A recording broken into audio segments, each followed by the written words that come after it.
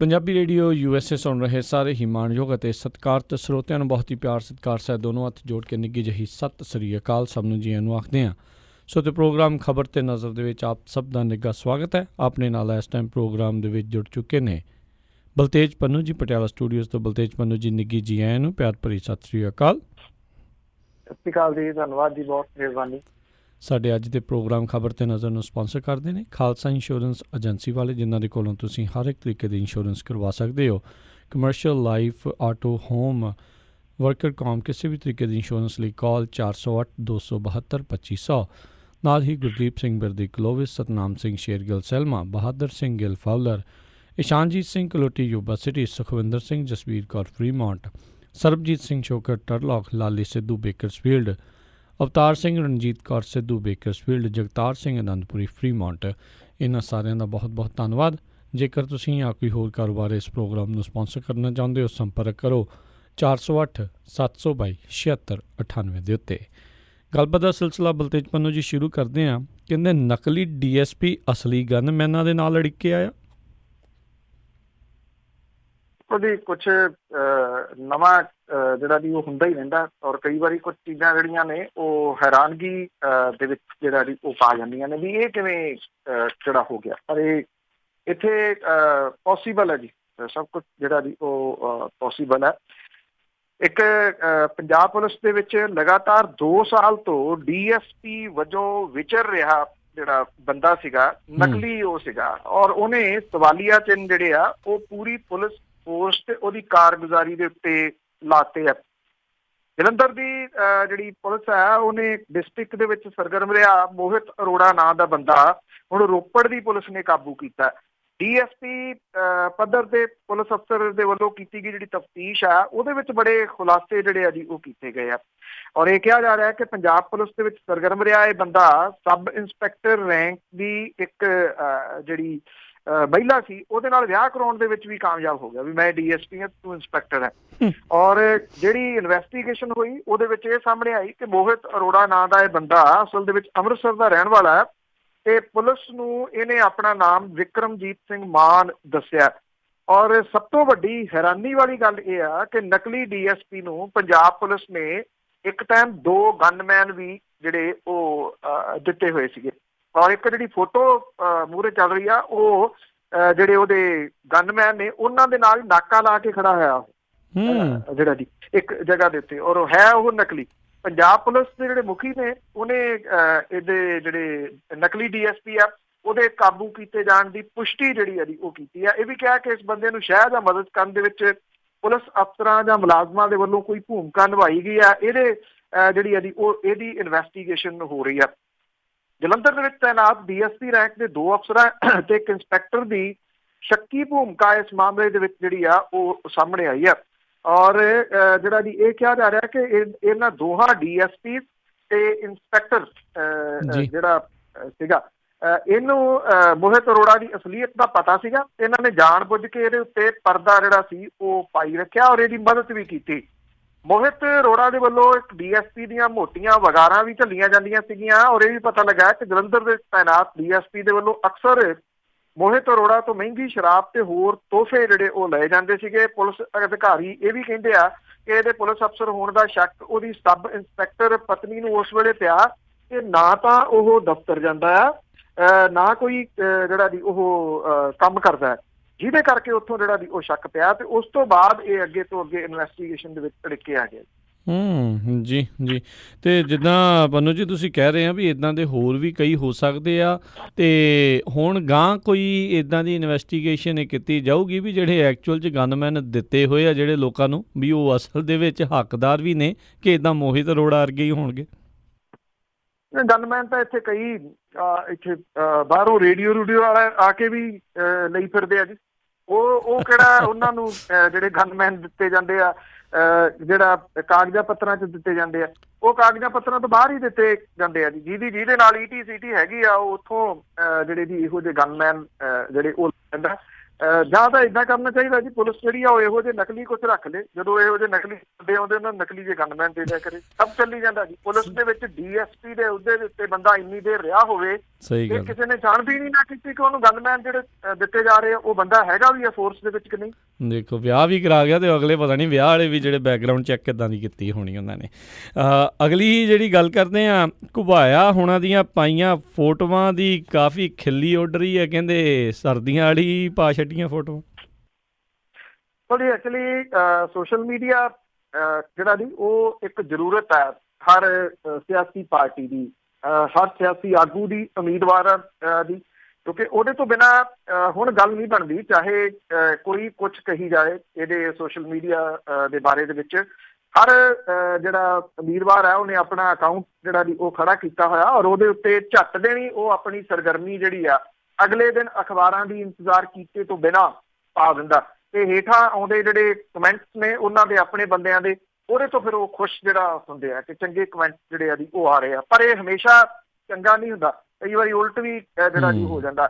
ਅੱਜ ਕੱਲ੍ਹ ਜਿਹੜਾ ਕੁਛ ਜ਼ਿਆਦਾ ਸੋਸ਼ਲ ਮੀਡੀਆ ਦੇ ਉੱਤੇ ਚੱਲ ਰਿਹਾ ਉਹ ਰਾਜਨੀਤਿਕਾਂ ਨੂੰ ਕੀਤੇ ਜਾ ਰਹੇ ਸਵਾਲ ਨੇ।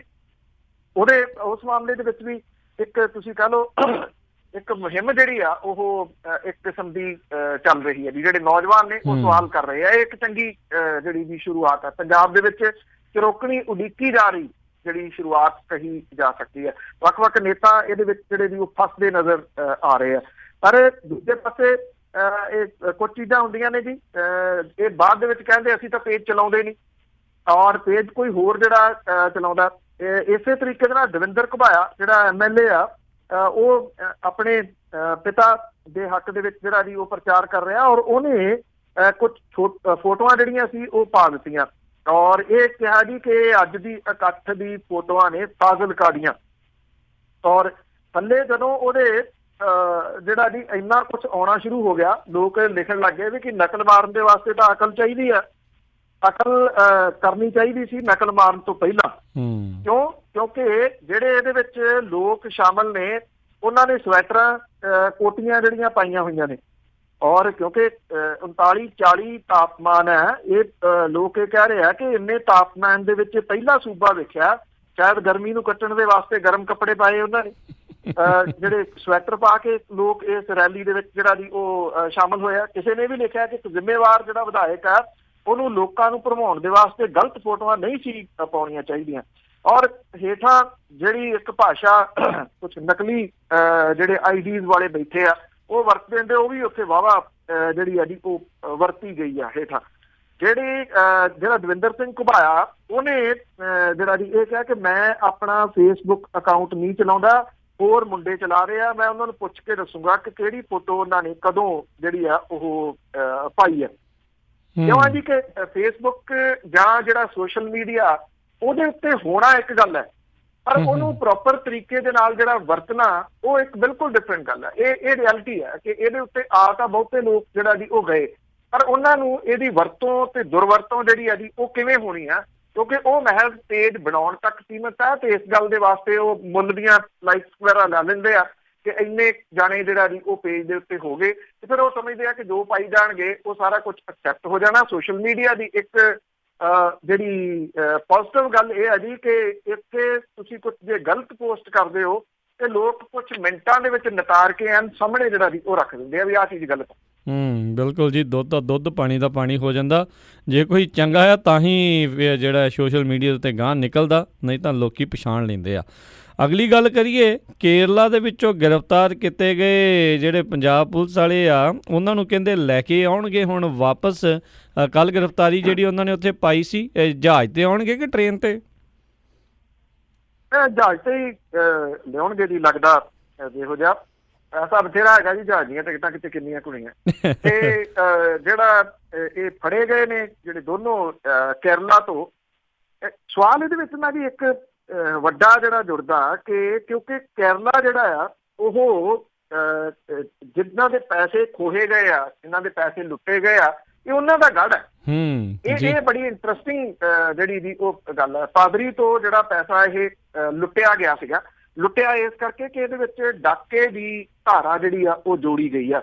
ਇਹ ਡਾਕਾ ਬੜਾ ਫਿਲਮੀ ਸਟਾਈਲ ਦੇ ਵਿੱਚ ਵੱਜਿਆ ਸੀਗਾ, ਇੱਕ ਨਾਕੇ ਤੋਂ ਕਾਰ ਖੋਹੀ ਜਾਂਦੀ ਹੈ, ਬੰਦੇ ਨੂੰ ਨਾਲ ਜਿਹੜਾ ਵੀ ਉਹ ਲੈ ਲਿਆ ਜਾਂਦਾ, ਉਹ ਬੰਦਾ ਛੱਡ ਦਿੱਤਾ ਜਾਂਦਾ ਵੀ ਤੇਰੀ ਕਾਰ ਕੱਲ ਨੂੰ ਮਿਲੂਗੀ ਕਿਉਂਕਿ ਇਹਦੀ ਇਨਵੈਸਟੀਗੇਸ਼ਨ ਹੋਣੀ ਹੈ, ਤੂੰ ਨਜਾਇਜ਼ ਪੈਸਾ ਢੋਣਾ ਤੇ ਨਜਾਇਜ਼ ਹਥਿਆਰ ਢੋਣਾ ਇਸ ਕਾਰ ਦੇ ਵਿੱਚ। ਉਹ ਬੰਦਾ ਆ ਜਾਂਦਾ, ਅਗਲੇ ਇੱਕ ਦਿਨ ਤੋਂ ਬਾਅਦ ਉਹਦੀ ਕਾਰ ਵਾਪਸ ਦੇ ਦਿੱਤੀ ਜਾਂਦੀ। ਪਟਿਆਲੇ ਦਾ ਉਹ ਬੰਦਾ, ਰਾਜਪੁਰੇ ਕੋਲੇ ਨਾਕਾ ਲੱਗਿਆ ਸੀਗਾ, ਉਹਦੀ ਕਾਰ ਵਾਪਸ ਮਿਲ ਜਾਂਦੀ ਆ। ਕਾਰ ਵਾਪਸ ਮਿਲ ਜਾਂਦੀ ਆ ਤੇ ਕੁਛ ਦਿਨਾਂ ਤੋਂ ਬਾਅਦ SIT ਟੀਮ ਆ ਜਾਂਦੀ ਹੈ ਤੇ ਤੇਰੀ ਕਾਰ ਦੇ ਵਿੱਚ ਤਾਂ ਹੋਇਆ ਗਿਆ। ਉਹ ਕਹਿੰਦਾ ਉਹਦੀ ਤਾਂ ਇਨਵੈਸਟੀਗੇਸ਼ਨ ਕਰਕੇ ਛੱਡ ਦਿੱਤੀ ਸੀ। ਉੱਥੋਂ ਕਹਾਣੀ ਇਹ ਨਵੀਂ ਨਿਕਲਦੀ ਆ ਕਿ ਕਾਰ ਕਿਹੜੀ ਡਾਕੇ ਦੇ ਵਿੱਚ ਵਰਤੀ ਗਈ ਸੀ। ਡਾਕਾ ਜਲੰਧਰ ਦੇ ਵਿੱਚ ਮਾਰਿਆ ਗਿਆ, ਉੱਥੋਂ ਮਾਰ ਕੇ ਇਹ ਖੰਨੇ ਵੱਲ ਨੂੰ ਸਿੱਧੇ ਨਹੀਂ ਆਏ, ਮੋਗੇ ਨੂੰ ਹੋ ਗਏ, ਮੋਗੇ ਤੋਂ ਵੜ ਕੇ ਉੱਤੋਂ ਦੀ ਆਏ ਤਾਂ ਕਿ ਜਿਹੜੇ ਵੱਖੋ ਵੱਖਰੇ ਟੋਲ ਪਲਾਜ਼ਾ ਨੇ ਉਹਨਾਂ ਦੀਆਂ ਰਿਕਾਰਡਿੰਗਸ ਦੇ ਵਿੱਚ ਇਹ ਸਿੱਧ ਹੋਵੇ ਕਿ ਅਸੀਂ ਜਲੰਧਰ ਨਹੀਂ ਗਏ ਸੀ, ਅਸੀਂ ਤਾਂ ਮੋਗੇ ਵਾਲੀ ਸਾਈਡ ਦੇ ਉੱਤੇ ਗਏ ਸੀ। ਉੱਥੋਂ ਲਿਆ ਕੇ ਇੱਥੇ ਪੈਸਾ ਜਿਹੜਾ ਸੀਗਾ ਜੀ, ਇਹ 2 ASI ਗਾਇਬ ਹੋ ਜਾਂਦੇ ਆ। ਸਵਾਲ ਵੱਡਾ ਇਹ ਖੜਾ ਹੋ ਜਾਂਦਾ ਕਿ 2 ASI 6.5 ਕਰੋੜ ਰੁਪਈਆ ਆਪਣੇ ਤੌਰ ਦੇ ਉੱਤੇ ਕਿਵੇਂ ਗਾਇਬ ਕਰ ਸਕਦੇ ਆ। ਇੱਕ ਪ੍ਰੈਸ ਕਾਨਫਰੰਸ ਕੀਤੀ ਜਾਂਦੀ ਹੈ SSP ਵੱਲੋਂ, ਇਹ ਕਿਹਾ ਜਾਂਦਾ ਕਿ ਬਰਾਹੇ ਪੁਲ ਦੇ ਉੱਤੇ ਨਾਕਾ ਲਾਇਆ ਹੋਇਆ ਸੀਗਾ, ਉੱਥੋਂ ਇੱਕ ਸ਼ੱਕੀ ਕਾਰ ਨੂੰ ਹੱਥ ਦਿੱਤਾ, ਰੁਕਣ ਦਾ ਇਸ਼ਾਰਾ ਕੀਤਾ ਤੇ ਉਹਦੇ ਵਿੱਚੋਂ ਇੰਨੀ ਰਕਮ ਜਿਹੜੀ ਸੀ ਉਹ ਮਿਲੀ। ਅਗਲੇ ਦਿਨ CCTV ਫੁਟੇਜ ਜਿਹੜੀ ਪਾਦਰੀ ਜਾਰੀ ਕਰ ਦਿੰਦਾ, ਕਿਆ ਦੇਖੋ CCTV ਫੁਟੇਜ, ਮੇਰੇ ਤਾਂ ਘਰੇ ਆ ਕੇ ਪੈਸਾ ਜਿਹੜਾ ਇਹ ਸਾਰੇ ਦਾ ਸਾਰਾ ਚੁੱਕ ਕੇ ਲੈ ਕੇ ਗਏ ਆ। ਫਿਰ ਇਹਦੇ ਵਿੱਚ ਇੱਕ ਮੁਖਬਰ ਜਿਹੜਾ ਉਹ ਸਾਹਮਣੇ ਆਉਂਦਾ ਔਰ ਉਹਦਾ ਇੰਨਾ ਕੁ ਚਰਚਾ ਜਿਹੜਾ ਜੀ ਆਉਂਦਾ, ਬੱਬੂ 12 ਬੋਰ, ਤੇ ਉਹ ਬੰਦਾ ਤਾਂ CIA ਸਟਾਫ ਨੂੰ ਚਲਾਉਂਦਾ, ਉਹ ਤਾਂ ਇੰਚਾਰਜ ਦੀ ਕੁਰਸੀ ਦੇ ਉੱਤੇ ਜਾ ਕੇ ਬਹਿੰਦਾ।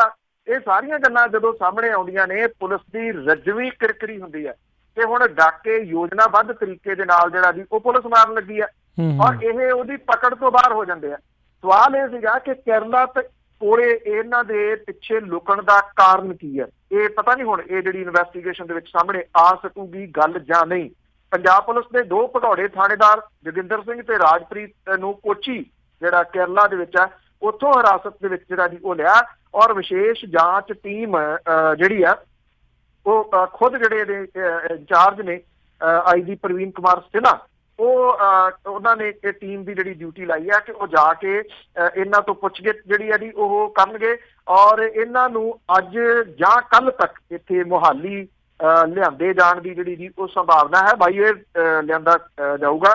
ਪੁਲਿਸ ਇਹ ਕਹਿੰਦੀ ਸੀ ਕਿ ਦੋਵੇਂ ਨੇਪਾਲ ਚਲੇ ਗਏ ਔਰ ਉੱਥੋਂ ਕਿਸੇ ਹੋਰ ਮੁਲਕ ਉਡਾਰੀ ਜਿਹੜਾ ਜੀ ਉਹ ਮਾਰ ਗਏ ਆ। ਇਹਨਾਂ ਦੋਨਾਂ ਦੇ ਫੜੇ ਜਾਣ ਤੋਂ ਬਾਅਦ ਜਦੋਂ ਇਹਨਾਂ ਦੀ ਜਿਹੜੀ ਆ ਜੀ ਉਹ ਅਰੈਸਟ ਜਿਹੜੀ ਹੋ ਗਈ ਆ, ਉਹ ਪੰਜਾਬ ਪੁਲਿਸ ਨੇ ਸੁੱਖ ਦਾ ਸਾਹ ਤਾਂ ਜਿਹੜਾ ਜੀ ਉਹ ਲਿਆ।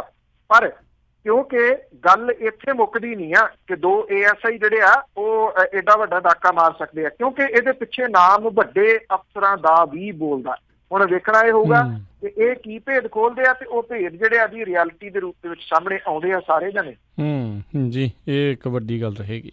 ਅਗਲੀ ਗੱਲ ਕਰਦੇ ਹਾਂ, ਸਿੱਖ ਕਤਲੇਆਮ ਮਾਮਲੇ ਦੇ ਵਿੱਚ ਸੁਪਰੀਮ ਕੋਰਟ ਦੇ ਵੱਲੋਂ 15 ਜਾਣਿਆਂ ਨੂੰ ਜਿਹੜਾ ਬਰੀ ਕੀਤਾ ਗਿਆ ਆ, ਉਸ ਦੇ ਉੱਤੇ ਸਭ ਤੋਂ ਜ਼ਿਆਦਾ ਸਿਆਸਤ ਕਰਨ ਵਾਲੀ ਜਿਹੜੀ ਪਾਰਟੀ ਆ ਉਹਨਾਂ ਦੀ ਇਸ ਟਾਈਮ ਚੁੱਪੀ ਆ, ਲੋਕਾਂ ਨੂੰ ਬਹੁਤ ਖਣਕ ਰਹੀ ਆ।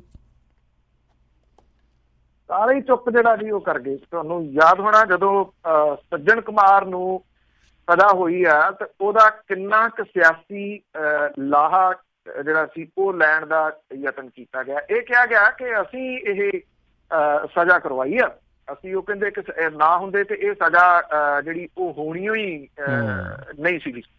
ਔਰ ਹੁਣ ਹੋਇਆ ਕੀ ਹੈ ਜੀ ਕਿ 1984 ਦੇ ਵਿੱਚ ਜਿਹੜਾ ਸਿੱਖ ਕਤਲੇਆਮ ਸੀ ਪੂਰਬੀ ਦਿੱਲੀ ਦੇ ਤਰਲੋਕਪੁਰੀ, ਕਿਉਂਕਿ ਇਹ ਉਹ ਏਰੀਆ ਸੀਗਾ ਜਿੱਥੇ ਸਭ ਤੋਂ ਵੱਧ ਜਿਹੜਾ ਜੀ ਕਤਲੇਆਮ ਹੋਇਆ ਸੀਗਾ। ਇੱਥੇ ਮਾਰੇ ਗਏ 95 ਸਿੱਖਾਂ ਦੇ ਮਾਮਲੇ ਦੇ ਵਿੱਚ ਦਿੱਲੀ ਹਾਈ ਕੋਰਟ ਦੇ ਵੱਲੋਂ ਦੋਸ਼ੀ ਕਰਾਰ ਦਿੱਤੇ ਗਏ 15 ਜਾਣਿਆਂ ਨੂੰ ਸੁਪਰੀਮ ਕੋਰਟ ਨੇ ਸਬੂਤਾਂ ਦੀ ਘਾਟ ਦੀ ਵਜ੍ਹਾ ਕਰਕੇ ਜਿਹੜਾ ਜੀ ਉਹ ਬਰੀ ਕਰ ਦਿੱਤਾ। ਇਹ ਕਿਹਾ ਕਿ ਇਸ ਕਤਲੇਆਮ ਦੇ ਵਿੱਚ ਸਿੱਧਾ ਕੋਈ ਸਬੂਤ ਨਹੀਂ ਆ ਤੇ ਗਵਾਹਾਂ ਨੇ ਇਹਨਾਂ ਦੀ ਸ਼ਨਾਖਤ ਜਿਹੜੀ ਉਹ ਨਹੀਂ ਕੀਤੀ। ਦਿੱਲੀ ਹਾਈ ਕੋਰਟ ਨੇ ਪੂਰਬੀ ਦਿੱਲੀ ਦੇ ਵਿੱਚ ਹੋਏ ਕਤਲੇਆਮ ਸੰਬੰਧੀ ਜਿਹੜੀ ਸੁਣਵਾਈ ਸੀ 28 ਨਵੰਬਰ 18 ਨੂੰ ਕੀਤੀ ਸੀ ਔਰ ਹਾਈ ਕੋਰਟ ਨੇ 88 ਦੋਸ਼ੀਆਂ ਦੇ ਬਾਰੇ ਦੰਗਾ ਕਰਨ ਤੇ ਕਈ ਥਾਈਂ ਅੱਗ ਲਾਉਣ ਦੇ ਹੇਠਲੀ ਅਦਾਲਤ ਦੇ ਵੱਲੋਂ 96 ਚ ਕੀਤੇ ਗਏ ਫੈਸਲੇ ਨੂੰ ਕਾਇਮ ਰੱਖਿਆ ਸੀਗਾ ਔਰ ਇਹਨਾਂ ਨੂੰ 5-5 ਸਾਲ ਦੀ ਕੈਦ ਜਿਹੜੀ ਉਹ ਬਰਕਰਾਰ ਕੀਤੀ ਸੀ। ਕਿਉਂਕਿ ਜਦੋਂ ਮੌਬ ਅਟੈਕ ਹੁੰਦਾ ਨਾ, ਇਕੱਠਿਆਂ ਦਾ ਜਿਹੜਾ ਅਟੈਕ ਹੁੰਦਾ, ਉਹਦੇ ਵਿੱਚ ਸਬੂਤ ਘੱਟ ਜਾਂਦੇ ਆ। ਇਹ ਇੱਕ ਵੱਡੀ ਜਿਹੜੀ ਉਹ ਰਿਐਲਿਟੀ ਆ। ਦਿੱਲੀ ਕਮੇਟੀ ਵਾਲੇ ਹੁਣ ਕਹਿੰਦੇ ਆ ਜੀ ਅਸੀਂ ਇਹਦੇ ਇਸ ਮਾਮਲੇ ਦੇ ਵਿੱਚ ਚਾਰਾਜੋਈ ਜਿਹੜੀ ਆ ਜੀ ਉਹ ਕਰਾਂਗੇ ਔਰ ਅੱਗੋਂ ਕੀ ਹੋ ਸਕਦਾ, ਰਿਵਿਊ ਜਿਹੜਾ ਫੈਸਲਾ ਹੋ ਸਕਦਾ ਕਿਵੇਂ ਜਾਊਗਾ, ਇਹਦੇ ਉੱਤੇ ਕਰਾਂਗੇ। ਪਰ ਸਵਾਲ ਇਹ ਆ ਕਿ ਇਸ ਮਾਮਲੇ ਦੇ ਉੱਤੇ ਇੰਨੀ ਕੁ ਸਿਆਸਤ ਹੋਈ ਆ ਪਿਛਲੇ 3 ਦਹਾਕਿਆਂ ਦੇ ਉੱਪਰ ਦੇ ਸਮੇਂ ਦੇ ਵਿੱਚ ਕਿ ਹੁਣ ਜਿਹੜਾ ਜੀ ਇਸ ਮਾਮਲੇ ਵਿੱਚ ਇਨਸਾਫ ਦੀ ਜਦੋਂ ਗੱਲ ਆਉਂਦੀ ਆ ਤਾਂ ਫਿਰ ਉਹ ਹਰ ਚੀਜ਼ ਜਿਹੜੀ ਇਹਨਾਂ ਦੀ ਉਹ ਸ਼ੱਕੀ ਲੱਗਣ ਲੱਗ ਜਾਂਦੀ ਹੈ ਕਿ ਇਹਦੇ ਵਿੱਚ ਸ਼ਾਮਲ ਰਹੇ ਲੋਕ ਜਿਹੜੇ ਇੱਕ ਪਾਸੇ ਤਾਂ ਉਹ ਜਿਹੜੇ ਬਚਾਉਣ ਵਿੱਚ ਲੱਗੇ ਰਹੇ ਇਹਨਾਂ ਨੂੰ, ਔਰ ਦੂਜੇ ਪਾਸੇ ਜਿਹੜੇ ਇਹ ਦਾਅਵਾ ਕਰਦੇ ਰਹੇ ਕਿ ਅਸੀਂ ਇਸ ਮਾਮਲੇ ਦੇ ਵਿੱਚ ਇਨਸਾਫ ਦਿਵਾਵਾਂਗੇ। ਕਿਤੇ ਨਾ ਕਿਤੇ ਸਭ ਦੀ ਇਹ ਮਿਲੀ ਭੁਗਤ ਜਿਹੜੀ ਇਹਨਾਂ ਦੀ ਉਹ ਨਜ਼ਰ ਤਾਂ ਜਿਹੜੀ ਉਹ ਆਉਂਦੀ ਆ।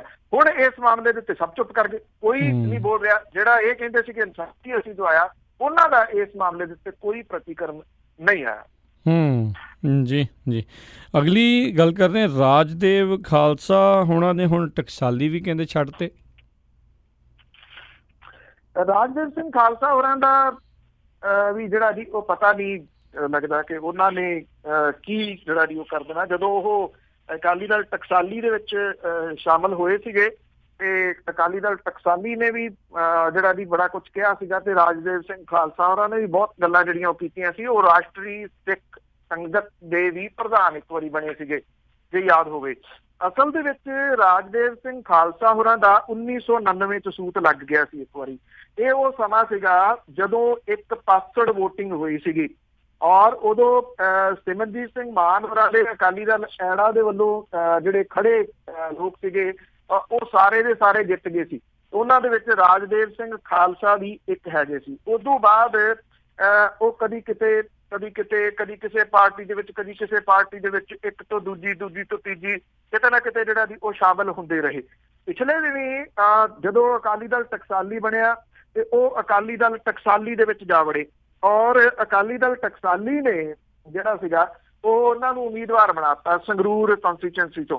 ਔਰ ਜਿਹੜਾ ਸੀਗਾ 2 ਉਮੀਦਵਾਰ ਤਕਰੀਬਨ ਰਹਿ ਗਏ ਸੀਗੇ ਅਕਾਲੀ ਦਲ ਟਕਸਾਲੀ ਦੇ। ਇੱਕ ਤਾਂ ਵੀਰ ਦਵਿੰਦਰ ਸਿੰਘ ਹੋਰੀ ਜਿਹੜੇ ਚੋਣ ਲੜ ਰਹੇ ਆ ਅਨੰਦਪੁਰ ਸਾਹਿਬ ਤੋਂ, ਇੱਕ ਜਿਹੜੇ ਇਹ ਰਾਜਦੇਵ ਸਿੰਘ ਖਾਲਸਾ ਸੀ।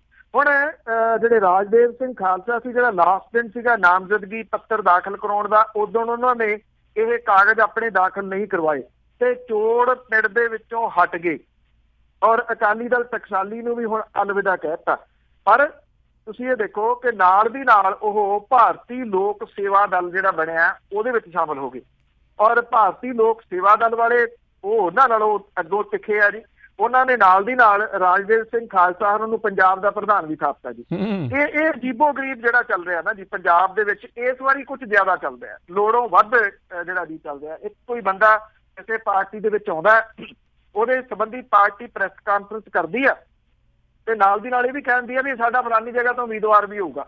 ਇਹ ਨਹੀਂ ਪਤਾ ਲੱਗ ਰਿਹਾ ਜੀ ਕੌਣ ਕਿਹੜੀ ਪਾਰਟੀ ਦਾ ਕਦੋਂ ਉਮੀਦਵਾਰ ਕਿਹੜੇ ਪਾਸੇ ਨੂੰ ਜਿਹੜਾ ਜੀ ਉਹ ਰੜ ਜਾਵੇ ਤੇ ਉਹਦਾ ਅੱਗੋਂ ਜਿਹੜਾ ਜੀ ਉਹ ਪੈਂਤੜਾ ਕੀ ਹੋਵੇ। ਇਸੇ ਤਰੀਕੇ ਦੇ ਨਾਲ ਜਿਹੜੇ ਰਾਜਦੇਵ ਸਿੰਘ ਖਾਲਸਾ ਨੇ ਉਹ ਟਕਸਾਲੀਆਂ ਨੂੰ ਠਿੱਠ ਕਰ ਗਏ ਆ ਔਰ ਜਿਹੜੇ ਭਾਰਤੀ ਲੋਕ ਸੇਵਾ ਦਲ ਹੈ ਇਹਦਾ ਪ੍ਰਧਾਨ ਬਣ ਗਏ ਨੇ। ਪਰ ਇਹਦੇ ਪ੍ਰਧਾਨ ਵਜੋਂ ਉਹਨਾਂ ਨੇ ਚੋਣ ਲੜਨ ਦੀ ਕੋਈ ਗੱਲ ਜਿਹੜੀ ਦੀ ਉਹ ਨਹੀਂ ਕੀਤੀ।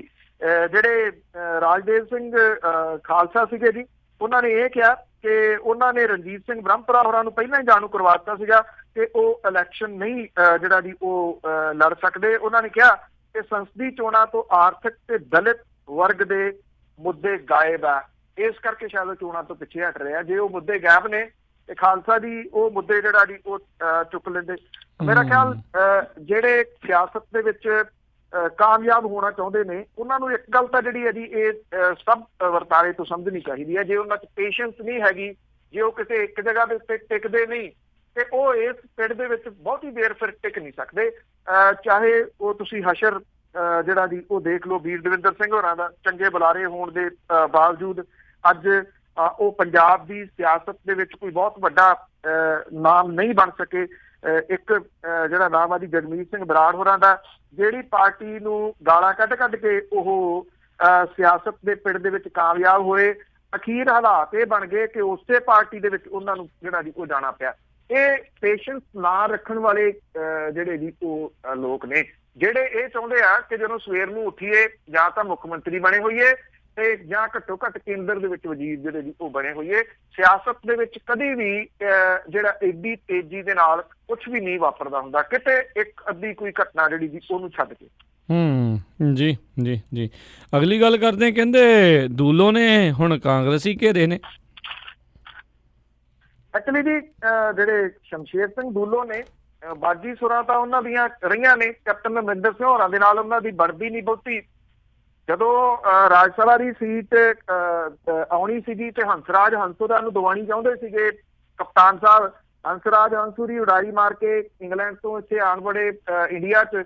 ਜਦੋਂ ਇੱਥੇ ਆਏ ਉਦੋਂ ਤੱਕ ਦੂਲੋਂ ਸਾਹਿਬ ਆਪਣੀਆਂ ਗੋਟੀਆਂ ਫਿੱਟ ਕਰ ਗਏ ਸੀ ਔਰ ਇਹ ਸੀਟ ਜਿਹੜੀ ਸੀ ਰਾਜ ਸਭਾ ਦੀ ਉਹਨਾਂ ਨੂੰ ਮਿਲ ਗਈ। ਪਿਛਲੇ ਦਿਨੀ ਆਮ ਆਦਮੀ ਪਾਰਟੀ ਨੇ ਉਹਨਾਂ ਦੀ ਪਤਨੀ ਨੂੰ ਸ਼ਾਮਿਲ ਕਰ ਲਿਆ, ਜਿਹੜੀ ਮੈਂ ਗੱਲ ਪਹਿਲਾਂ ਕਹੀ ਸੀ ਵੀ ਸ਼ਾਮਿਲ ਕਰਦੇ ਆ, ਨਾਲ ਦੀ ਨਾਲ ਟਿਕਟ ਦੇ ਦਿੰਦੇ ਆ। ਟਿਕਟ ਵੀ ਦੇਤੀ ਜਿਹੜੇ ਬਲਜਿੰਦਰ ਸਿੰਘ ਚੌਂਦਾ ਸੀ ਫਤਿਹਗੜ੍ਹ ਸਾਹਿਬ ਤੋਂ, ਉਹਨਾਂ ਤੋਂ ਵਾਪਸ ਲੈ ਕੇ।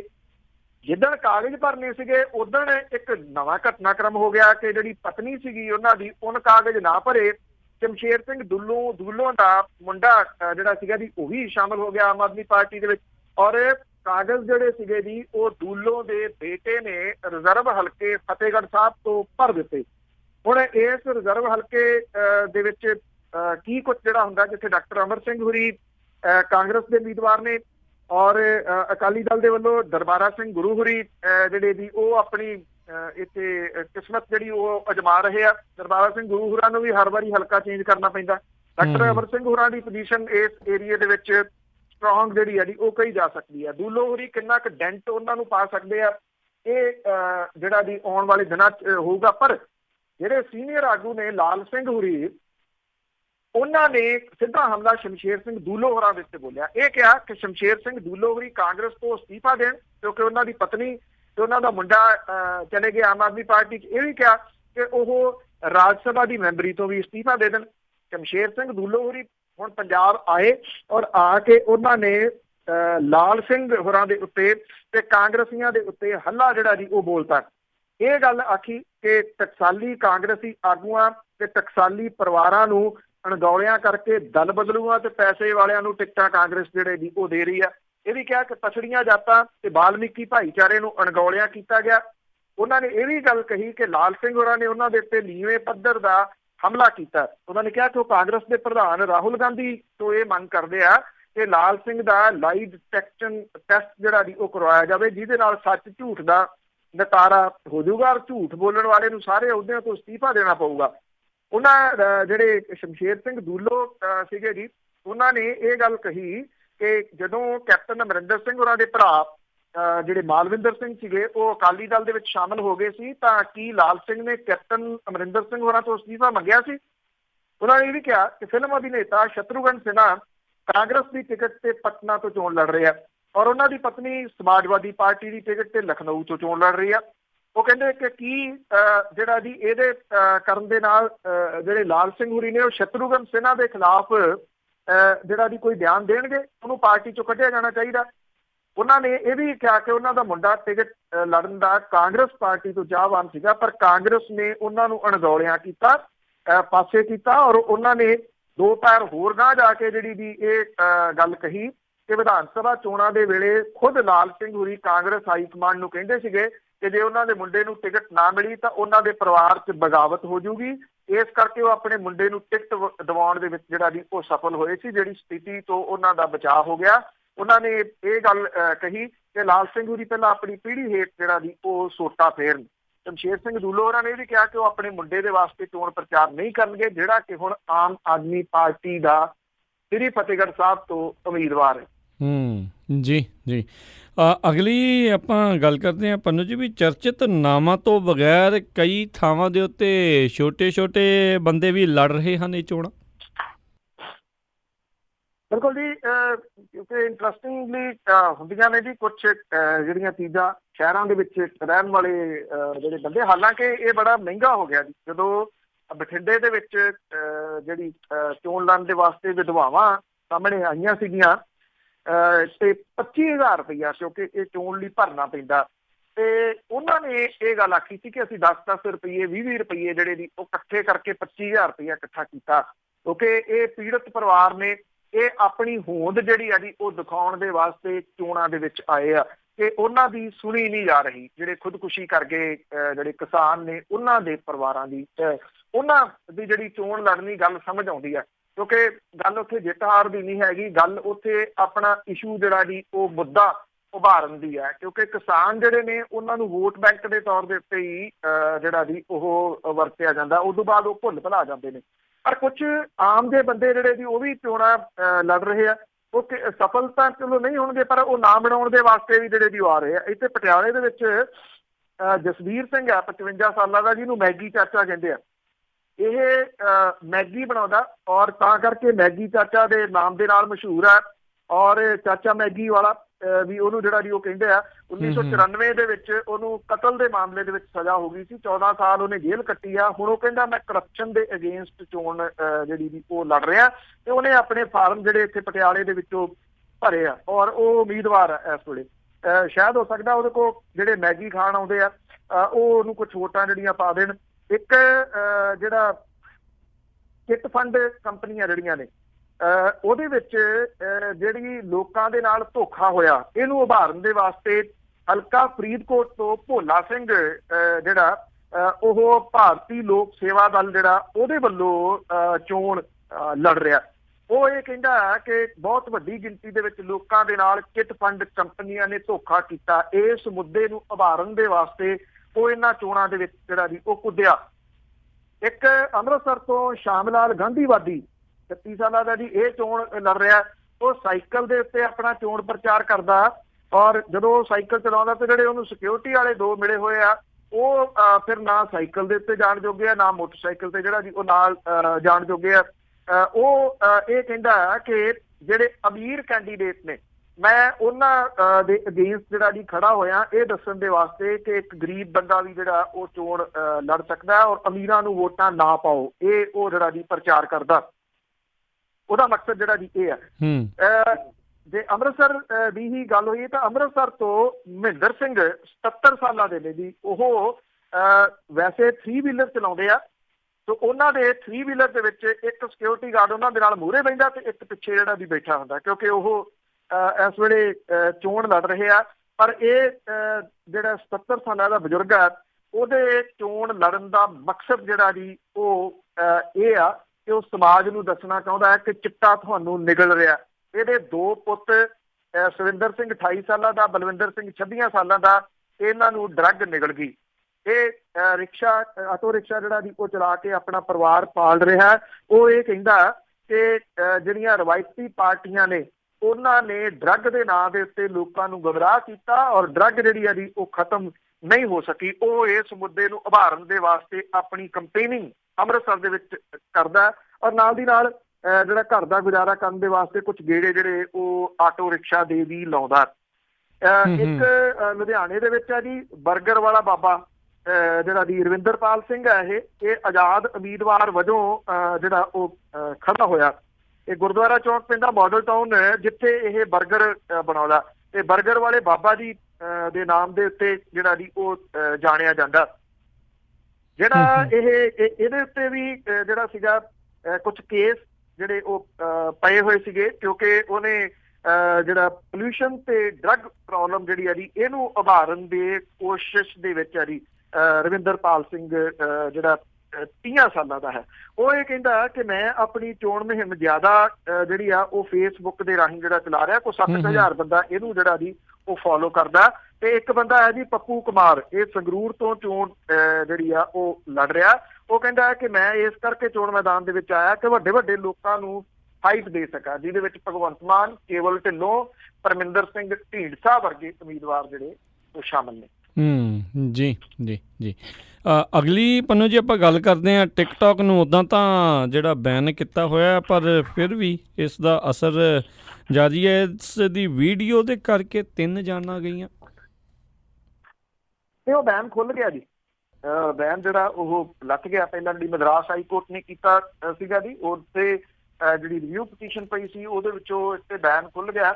ਐਕਚੁਅਲੀ ਇਹਨੇ ਤੁਸੀਂ ਇਹ ਕਹਿ ਲਓ ਕਿ ਕਲਚਰਲੀ ਤੌਰ ਦੇ ਉੱਤੇ ਸੱਤਿਆਨਾਸ਼ ਜਿਹੜਾ ਜੀ ਉਹ ਕਰਕੇ ਰੱਖ ਦਿੱਤਾ। ਪਰਿਵਾਰ ਜਿਹੜੇ ਨੇ ਬਹੁਤੇ ਉਹ ਆਪਣੇ ਘਰਾਂ ਦੀਆਂ ਔਰਤਾਂ ਦਾ, ਆਪਣੇ ਘਰ ਦੇ ਮੈਂਬਰਾਂ ਦਾ ਜਲੂਸ ਕੱਢੀ ਜਾਂਦੇ ਆ ਇਹਦੇ ਉੱਤੇ, ਔਰ ਬੜੇ ਰਿਸਕ ਜਿਹੜੇ ਆ ਉਹ ਲੈਂਦੇ ਆ ਜੀ, ਤਾਂ ਕਿ ਉਹ ਇੱਥੇ ਕੋਈ ਵੀਡੀਓ ਜਿਹੜੀ ਆ ਉਹ ਅਪਲੋਡ ਕਰ ਸਕਣ। ਟਿਕਟੌਕ ਇੰਨੀ ਕੁ ਮਸ਼ਹੂਰ ਹੋ ਗਈ ਕਿ ਟਿਕਟੌਕ ਦਾ ਮੁੱਖ ਮੰਤਰੀ ਵੀ ਚਰਚਿਤ ਹੋ ਗਿਆ।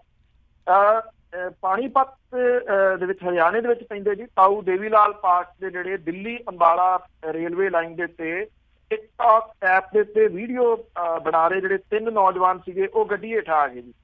ਔਰ ਇਹ ਦੱਸਿਆ ਗਿਆ ਜੀ ਕਿ ਇੱਕ 17 ਸਾਲਾਂ ਦਾ ਸੀਗਾ, ਇੱਕ 15 ਸਾਲਾਂ ਦਾ ਤੇ ਇੱਕ 20 ਸਾਲਾਂ ਦਾ। ਇਹ ਜਿਹੜਾ ਪਾਰਕ ਦੇ ਕੋਲੇ ਪਹੁੰਚੇ, ਔਰ ਜਿਹੜੇ ਉੱਥੇ ਵੇਖ ਰਹੇ ਲੋਕ ਸੀਗੇ ਉਹਨਾਂ ਨੇ ਦੱਸਿਆ ਕਿ ਇਹ ਤਿੰਨੋਂ ਜਿਹੜੇ ਸੀ ਵੱਖੋ ਵੱਖਰੇ ਪੋਜ਼ ਦੇ ਵਿੱਚ ਵੀਡੀਓ ਬਣਾ ਰਹੇ ਸੀ, ਤਾਂ ਕਿ ਡਾਊਨ ਲਾਈਨ ਦੇ ਉੱਤੇ ਐਕਸਪੈਕਟ ਗੱਡੀ ਦੀ ਸੀਟੀ ਜਿਹੜੀ ਦੀ ਉਹ ਸੁਣੀ। ਗੱਡੀ ਦੀ ਰਫ਼ਤਾਰ ਤੇਜ਼ ਸੀਗੀ, ਪਰ ਕਿਉਂਕਿ ਇਹ ਵੀਡੀਓ ਦੇ ਵਿੱਚ ਦੱਸਣਾ ਚਾਹੁੰਦੇ ਸੀਗੇ ਕਿ ਉਹ ਗੱਡੀ ਦੇ ਕਿੰਨੇ ਨੇੜੇ ਤੱਕ ਜਾ ਸਕਦੇ ਆ, ਪਰ ਜਿਸ ਸਿਰ ਤੇ ਗੱਡੀ ਜਿਹੜੀ ਦੀ ਉਹ ਆਣ ਚੜੀ ਤੇ ਇਹ ਅਪ ਲਾਈਨ ਵੱਲ ਨੂੰ ਜਿਹੜਾ ਜੀ ਉਹ ਭੱਜੇ। ਜਦੋਂ ਅਪ ਲਾਈਨ ਵੱਲ ਨੂੰ ਭੱਜੇ ਤੇ ਉੱਥੋਂ ਅਪ ਲਾਈਨ ਦੇ ਉੱਤੇ ਪਾਣੀਪਤ ਸਟੇਸ਼ਨ ਤੋਂ ਅੰਬਾਲੇ ਦੇ ਵੱਲ ਜਾ ਰਹੀ ਜਿਹੜੀ ਕਾਲਕਾ ਗੱਡੀ ਸੀ ਉਹ ਆ ਗਈ, ਔਰ ਇਹਨਾਂ ਤੋਂ ਫਿਰ ਬਚਿਆ ਨਹੀਂ ਜਾ ਸਕਿਆ। ਇਹ ਤਿੰਨੇ ਦੇ ਤਿੰਨੇ ਜਿਹੜੇ ਸੀਗੇ ਜੀ ਉਹ ਗੱਡੀ ਦੇ ਹੇਠਾਂ ਆ ਗਏ ਟਿਕਟੌਕ ਦੀ ਜਿਹੜੀ ਵੀਡੀਓ ਬਣਾਉਣ ਦੇ ਚੱਕਰ ਦੇ ਵਿੱਚ। ਜੀ ਜੀ। ਤੇ ਜੇ ਪੰਨੂ ਜੀ ਗੱਲ ਕਰੀਏ, ਜਿਹੜੀ ਡਾਕਟਰ ਅਮਨਦੀਪ ਗੋਸਲ ਆ, ਉਸ ਨੇ ਜਿਹੜਾ ਕਹਿੰਦੇ ਆ ਸੁਖਬੀਰ ਬਾਦਲ ਹੋਣਾ ਤੋਂ ਸਰੋਪਾ ਪਵਾਇਆ, ਆਮ ਆਦਮੀ ਪਾਰਟੀ ਨੂੰ ਛੱਡ ਕੇ ਜਾ ਚੁੱਕੇ ਨੇ ਤੇ ਉੱਧਰ ਸ਼ਾਮਲ ਹੋ ਗਏ ਨੇ। ਬਿਲਕੁਲ ਜੀ, ਉਹ ਕਈ ਦਿਨਾਂ ਤੋਂ ਸੋਸ਼ਲ ਮੀਡੀਆ ਦੇ ਉੱਤੇ ਸਰਗਰਮ ਸੀਗੇ ਜੀ, ਉਹ ਕਾਫੀ ਕੁਝ ਲਿਖ ਰਹੇ ਸੀ। ਕਿਹਾ ਜਾਂਦਾ ਜੀ ਉਹ ਟਿਕਟ ਦੇ ਚਾਹਵਾਨ ਸੀਗੇ, ਜਦੋਂ ਵਿਧਾਨ ਸਭਾ ਦੀਆਂ ਇਲੈਕਸ਼ਨਸ ਹੋਈਆਂ ਨੇ ਉਦੋਂ ਵੀ ਤੇ ਹੁਣ ਵੀ ਉਹ ਟਿਕਟ ਤੇ ਚਾਹਵਾਨ ਸੀ। ਇੱਥੇ ਮੁਸ਼ਕਲ ਇਹ ਆ ਜੀ ਕਿ ਜਦੋਂ ਕਿਸੇ ਨੂੰ ਟਿਕਟ ਨਹੀਂ ਮਿਲਦੀ ਤੇ ਫਿਰ ਉਹ ਝੱਟ ਦੇਣੀ ਜਿਹੜਾ ਜੀ ਸਭ ਕੁਝ ਹੀ ਬਦਲ ਲੈਂਦਾ। ਮਤਲਬ ਕਿ ਇੱਕ ਚੀਜ਼ ਤੁਸੀਂ ਦੇਖੀ ਹੋਣੀ ਪਿਛਲੇ ਦਿਨਾਂ ਦੇ ਵਿੱਚ, ਜਿਹੜੀ ਬੀਜੇਪੀ ਚੱਲਦੀ ਹੈ, ਕਿ ਜਦੋਂ ਉਹ ਕੋਈ ਬੀਜੇਪੀ ਤੋਂ ਨਾਰਾਜ਼ ਹੁੰਦਾ ਤੇ ਸਭ ਤੋਂ ਪਹਿਲਾਂ ਕੰਮ ਉਹ ਇਹ ਕਰਦਾ ਕਿ ਝੱਟ ਦੇਣੀ, ਪਹਿਲਾਂ ਚੌਕੀਦਾਰ ਜਿਹੜਾ ਜੀ ਉਹ ਲਫ਼ਜ਼ ਲਾ ਦਿੰਦਾ ਨਾਲ, ਤੇ ਉਹ ਕਹਿੰਦਾ ਜੀ ਮੈਂ ਹੁਣ ਚੌਕੀਦਾਰ ਨਹੀਂ ਰਿਹਾ। ਤੋ ਇਹ ਸਾਰਾ ਕੁਝ ਜਿਹੜਾ ਜੀ ਇਲੈਕਸ਼ਨਾਂ ਦੇ ਦਿਨਾਂ ਦੇ ਵਿੱਚ ਹੀ ਜਿਹੜਾ ਜੀ ਉਹ ਚੱਲ ਰਿਹਾ। ਇਮਾਨਦਾਰੀ ਦਾ ਜਿਹੜਾ ਜੀ ਉਹ ਰੌਲਾ ਪਾਉਣ ਵਾਲੇ ਹੁਣ ਉੱਥੇ ਕਿਹੜੇ ਮੂੰਹ ਦੇ ਨਾਲ ਜਿਹੜਾ ਜੀ ਉਹ ਸ਼ਾਮਲ ਹੋਏ ਨੇ, ਜਾਂ ਉਹਨਾਂ ਪਾਰਟੀਆਂ ਦੇ ਵਿੱਚ ਜਿਹੜੀਆਂ ਰਵਾਇਤੀ ਪਾਰਟੀਆਂ ਨੇ ਉੱਥੇ ਕੀ ਸੋਚ ਕੇ ਜਿਹੜਾ ਜੀ ਉਹ ਗਏ ਆ। ਜਿਵੇਂ ਪਹਿਲਾਂ ਵੀ ਜਿਹੜੀ ਜੀ ਉਹ ਗੱਲ ਕੀਤੀ ਹੈ ਕਿ ਜਿਹੜੇ ਜਗਮੀਤ ਸਿੰਘ ਬਰਾੜ ਹੁਰੀ ਸੀਗੇ, ਚਲੋ ਅਮਨਦੀਪ ਗੋਸਲ ਹੁਰੀ ਤਾਂ ਇੱਕ ਸ਼ਹਿਰ ਤੱਕ ਹੀ ਜਿਹੜਾ ਜੀ ਉਹ ਸੀਮਤ ਨੇ। ਜਗਮੀਤ ਸਿੰਘ ਬਰਾੜ ਹੁਰੀ ਤਾਂ ਪੰਜਾਬ ਲੈਵਲ ਦੇ ਨੇਤਾ ਸੀਗੇ, ਜਿਹੜੀ ਪਾਰਟੀ ਨੂੰ ਗਾਲਾਂ ਕੱਢਦੇ ਰਹੇ ਉਹਦੇ ਵਿੱਚ ਹੀ ਜਾ ਕੇ ਜਿਹੜਾ ਜੀ ਉਹ ਸ਼ਾਮਲ ਹੋ ਗਏ।